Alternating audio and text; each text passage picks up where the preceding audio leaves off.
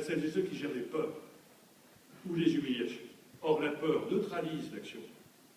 Et vous voyez bien qu'aujourd'hui, souvent, quand vous portez un projet, immédiatement, ceux qui sont contre s'expriment, pas tellement pour critiquer le projet, pour alimenter des peurs quelquefois infondées sur les conséquences du projet. Parce que c'est comme ça qu'ils se valorisent. C'est plus compliqué d'imaginer l'aventure. C'est plus facile de faire peur. Et dans ces cas-là, sur la gestion des peurs, la rumeur vaut plus que la vérité.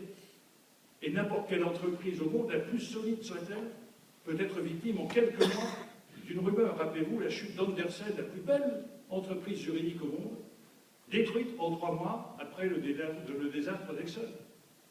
Mais il y a aussi pire, il y a celles et ceux qui gèrent les humiliations. Or, nous n'y prenons pas garde, nous sommes dans un système qui humilie. Lorsque vous êtes à Bac+5 payé au SMIC, vous n'êtes pas malheureux, vous êtes humilié. Lorsque vous êtes viré à 55 ans sans motif, avec aucune espérance derrière ces types d'étages auxquels personne ne croit, vous n'êtes pas malheureux, vous êtes humilié.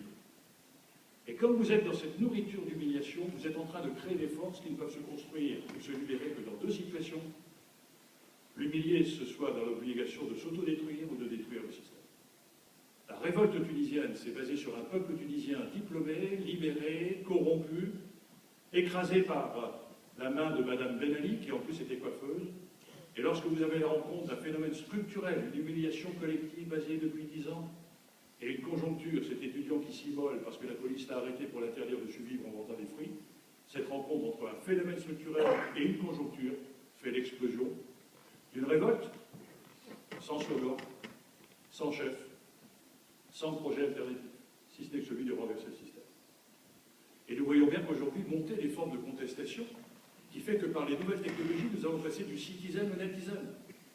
Le MEDEF ne répond pas à mes aspirations, je fais des pigeons. En Italie, M. Basso fait 20% des voix sur 33 réseaux sociaux. En Allemagne, le système a failli être déstabilisé par les pirates. Aux États-Unis, c'est le 99%. Et donc, ça veut dire qu'aujourd'hui, il peut y avoir des formes d'expression citoyenne extrêmement fortes, soudées contre le système, pour le renverser sans projet alternatif.